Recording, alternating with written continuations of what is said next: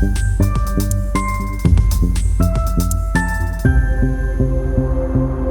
right, welcome back to C2C Journal. Today we're diving into a heated issue that's frustrating drivers across the country, voter radar.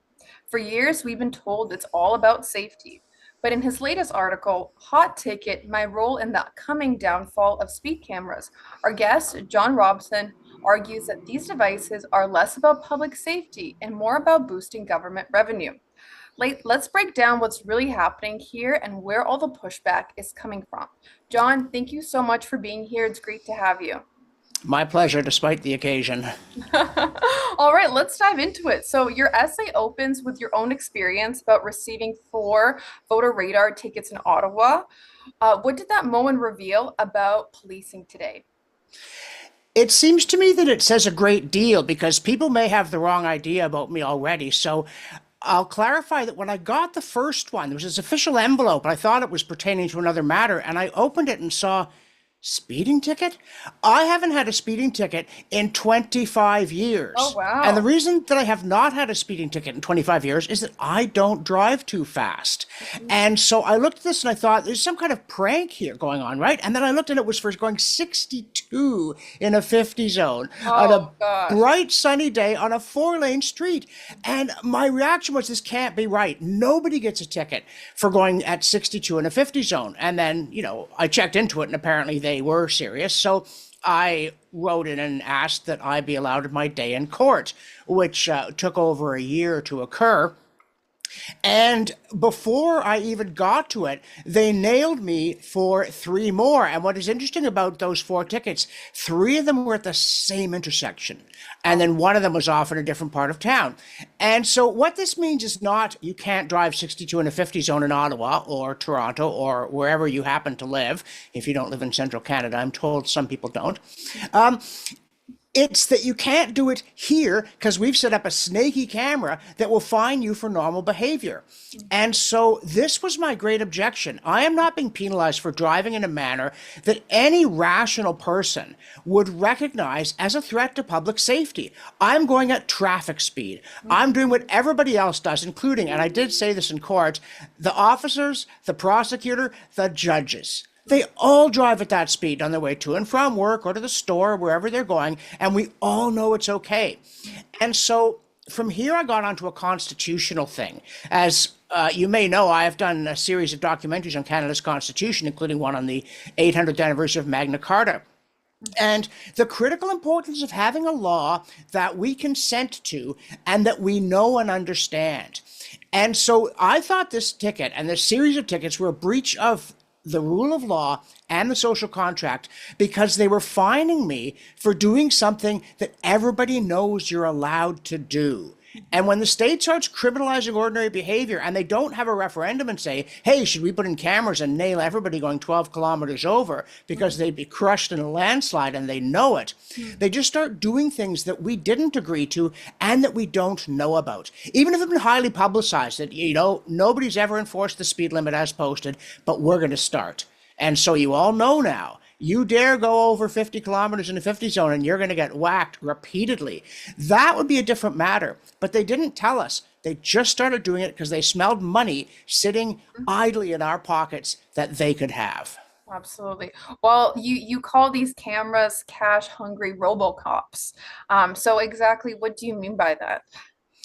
The reason that they get installed is not that the mayor or the councillors or the Department of Public Safety and Lack of Fun notices that a particular stretch of road has too many accidents. It's that they say to themselves, if we put one there, we could just empty people's pockets every day they go by. And there are places where they're looking to increase the number of tickets they hand out by a factor of 10. And is that because they've suddenly realized that their entire citizenry are maniacs with hot rods? No, it's because they think, they're bad economists too. They think if they do this, nobody will change the way they drive. We'll just happily hand over millions of dollars to them because they can't manage a budget, which of course is wrong. But it also means that we are going to be told we cannot do what our parents and our grandparents did, which is bend the rules a little bit. And again, I had this experience fairly recently. I was driving in rural Ontario, and as we were leaving a town, there was a police car, and this was in an 80 zone, and this police car sped up, to 97. And there was a car in front of the cop, and they didn't go, oh no, a cop, and pull over or anything like that. They just decided they'll drive at 97 as well. Somebody's right behind the cruiser, same speed, and nobody's thinking, oh, this officer's going to be so steamed with us, going to pull us all over, we'll all end up in jail. They're just like, everybody drives like this, including a police officer in a uniform in a marked car. So it is all about robbing us. It's called Dick Turpin Meets the Sheriff of Nottingham. Also, Dick Turpin being a famous highwayman, and the Sheriff of Nottingham. I hope people still know the Robin Hood stories, where bad King John was trying to tax people without their consent, and this led to Magna Carta, one of whose critical clauses is essentially no taxation without representation. We cannot have people take money from us without our consent.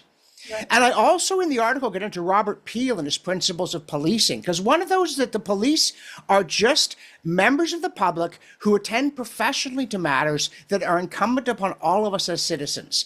And very, very few people are out there thinking, what I must do is stop anybody from bending the speed limit law. Nobody shall go 64 in a 50 zone while I am a citizen of this town. Nobody's thinking that, not even people who wear masks alone in their cars. So it is a really serious breach of the compact between ourselves and our government, not just as to what the rules are, but as to the fact that we must consent to the rules. And every time photo radar is brought in, and Alberta was an early adopter despite being a nominally libertarian place, the populace is furious. They hate it. They hated it in Texas. They hated it in Ontario under Bob Rae. People always hate photo radar. And they may not spontaneously quote John Locke on the rule of law, but in their gut, they all have the same feeling. This is a breach of the deal. Because if you get pulled over by an actual live police officer and they go, do you know how fast you were going? The normal response is, no, but you got me, right? We're not like, how dare you? I'm sorry, I was so stupid of me. Last ticket I got, I was on my way to work. I was late, which was my fault. And I was going too fast, which was my fault. And the officer pulled me over and said, what's the story here? I said, I am an idiot and I was driving way too fast and you should give me a ticket. And I won't do it again. And we don't mind that, right? We don't mind people being pulled over if they're weaving between lanes, if they're obviously smoking a joint while they drive, things like that. We're all fine with that. But getting people for going traffic flow speed. And again, buy yourself a radar gun and just sit by any street and clock the cars going by. And you're going to see two things. One is they're going over the speed limit. And two, you're not frightened by what they're doing. You'll see the occasional person think, yeah, get that guy. And sure, we don't mind if a speed camera gets someone going 40 over. We don't mind that. But everybody knows that this rule exists. And again, I was quite recently down in the northeastern United States, and there's a lot of places in, rural New York State and Maine and so on, where the speed limit's 55 miles, 80 kilometers, and you don't want to go any faster. It's kind of a windy road.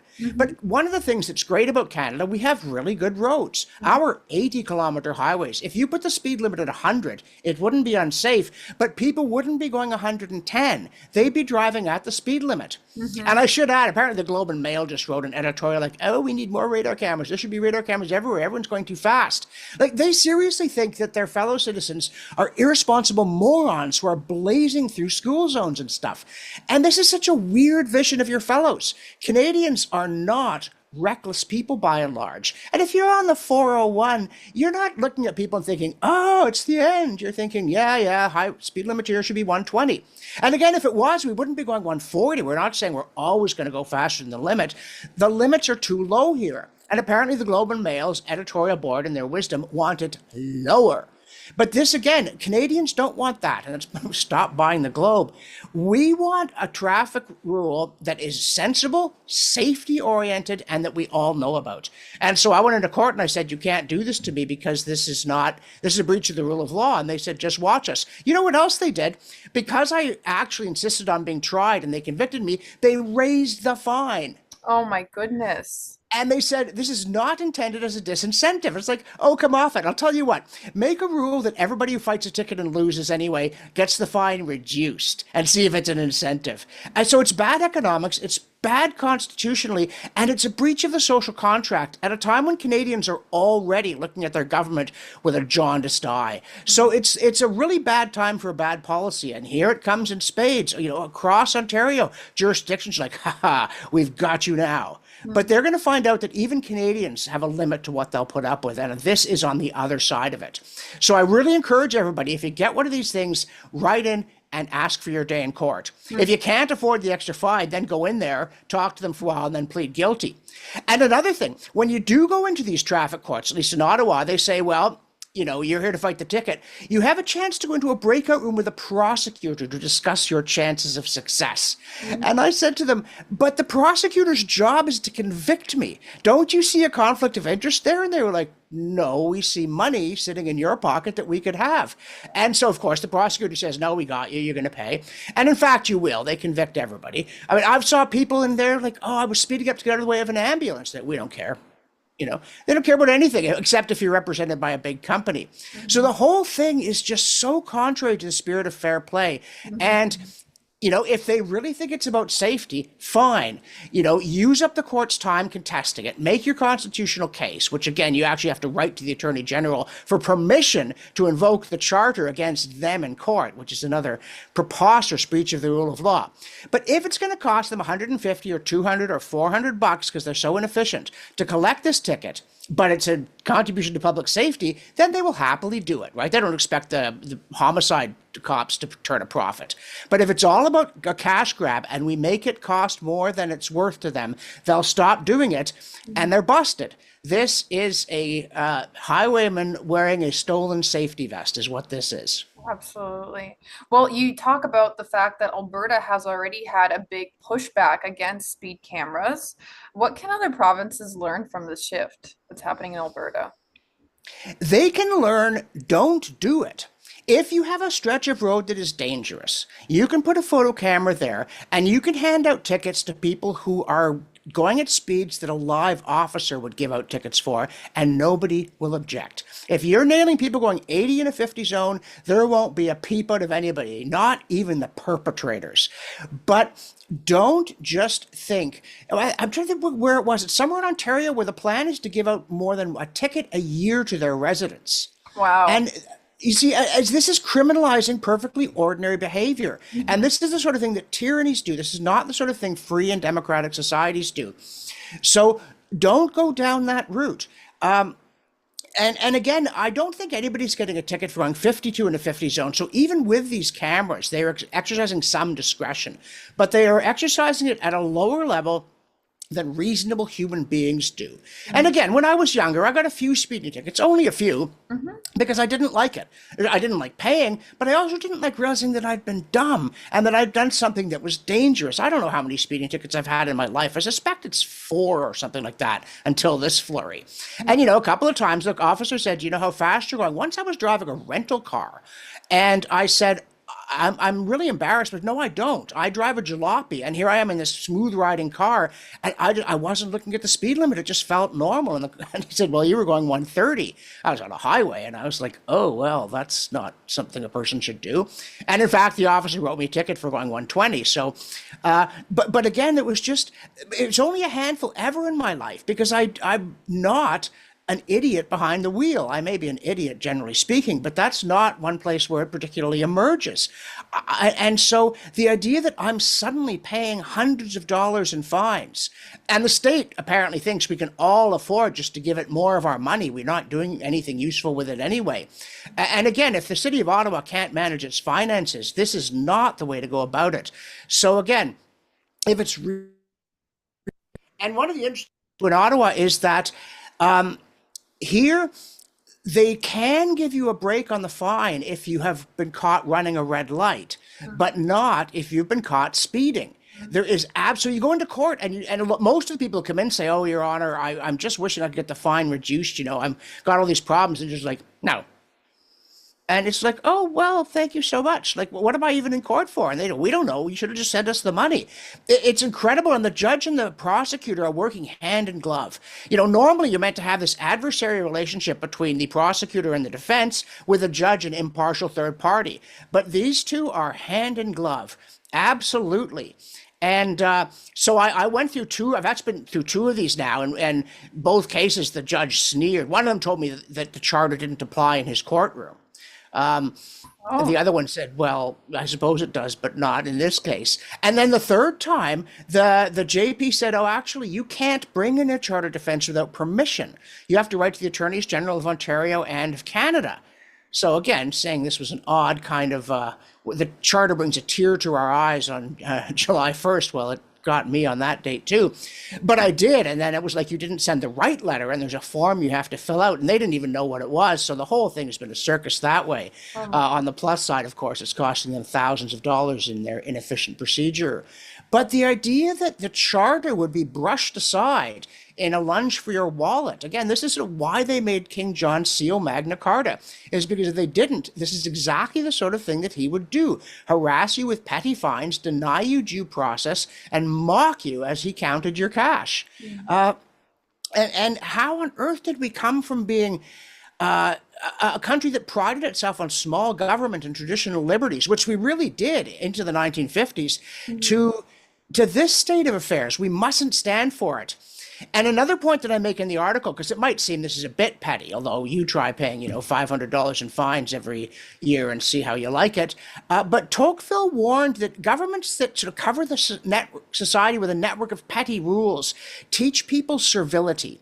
And this sort of doesn't break them. It just sort of slowly suffocates them. And we all think that we're raising these kids, the schools are independent thinkers, they'll challenge authority. And then they tell them exactly what to think on every issue. And the kids are like, yes, teacher, rainbow, rainbow, rainbow. But are people who are just lick spittles on small things really going to stand up on big ones? So if we say, oh, just go along to get along, what does it matter? It's a stupid rule. Yeah, they're being hypocrites and they're robbing us, but well, maybe they should be allowed to. Then you're going to come to a crisis at some point, and you're going to look around and say, who stands with me? And the answer is going to be, bah. So it matters that we stop them from tyrannizing us in small ways. And this is tyranny. It's petty tyranny, but it is tyranny. From the minute that machine hands you this ticket, do you get into court and get told by some popinjay that you have no charter rights in a Canadian courtroom. And he says it with an air of self-satisfaction, not as though this were the most embarrassing admission since he finished law school. well, it sounds like they're getting Canadians on a subscription service to paying these fines, then making it pretty much impossible to contest it. And also another point that I thought of when we're having this discussion, you have a certain court date, right? If you want to go contest your ticket. And Canadians are hardworking people. What if you had your court date during work hours? Right. And so now you're incentivized even less to miss, a part of your workday to go contest your ticket at court, because you're going to obviously lose money while doing that already. And so sounds like there's just so many hurdles that they really make it impossible for you to really advocate for yourself in these situations. Oh yes, they do not encourage you to question them.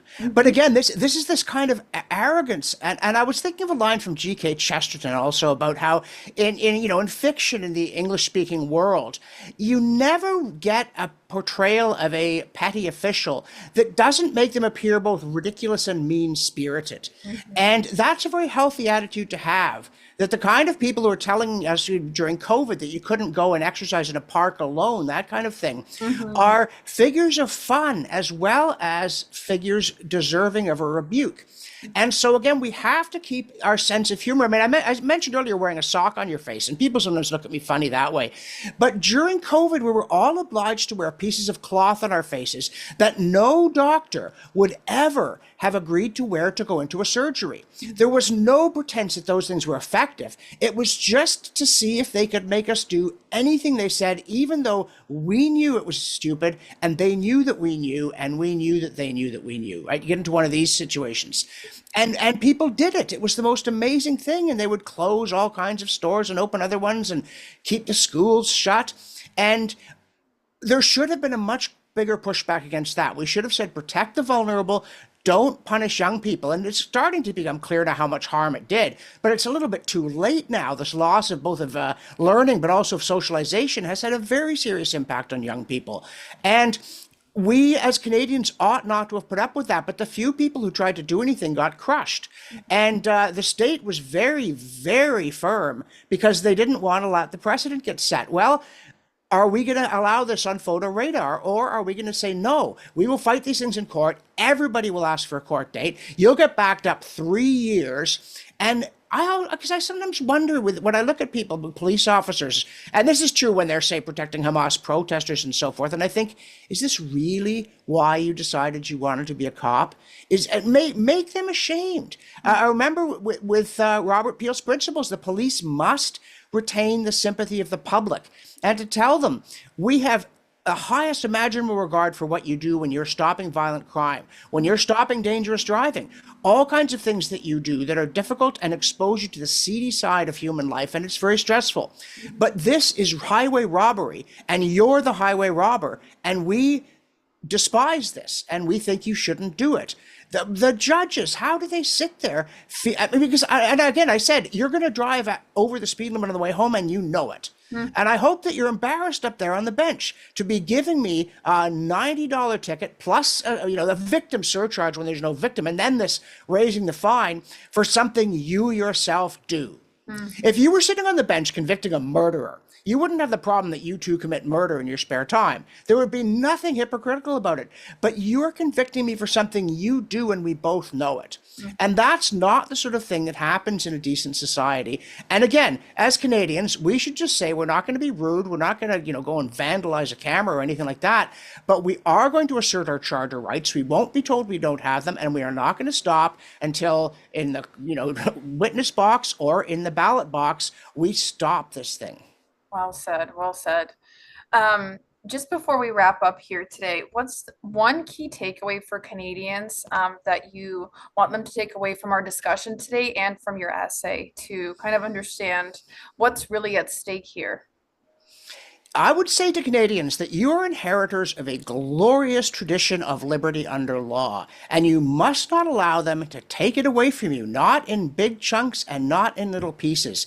And you must never be ashamed when you see that something is wrong to stand up against it, to say it is wrong, and to push back against it with your like-minded fellows. Don't be afraid that the state will bully you or that the pundits at the Globe and Mail will ridicule you or anything else like that. You say, I am a free person in a free society. I am an inheritor of Magna Carta, and when I am dead and gone, the people who come after me in this country will inherit it from me. I mean, it sounds ridiculous to talk about the sacred fire of liberty, but that's how the people who founded this country talked, and we should get back to that. We should not be embarrassed that Runnymede was a glorious stand on behalf of human rights, and one that we have both a right and an obligation to uphold. It's an adventure. Treat it as an adventure and stand up for what you know is right. Well said. John, thank you so much for detailing how a few tickets in Ottawa is part of something that's a lot deeper in terms of policing and public justice in Canada. So thank you so much for shedding a lot of light on this issue. And I hope more Canadians stand up when they get a speeding ticket themselves and stand up for their rights. So thank you so much again for being here. And if you want to read his full essay, Hot Ticket, My Role in the Coming Downfall of Speed Cameras, check it out in the link in the description below. Thank you everybody for listening. And again, John, thank you so much for being here. It was great to have you. My pleasure. Thank you.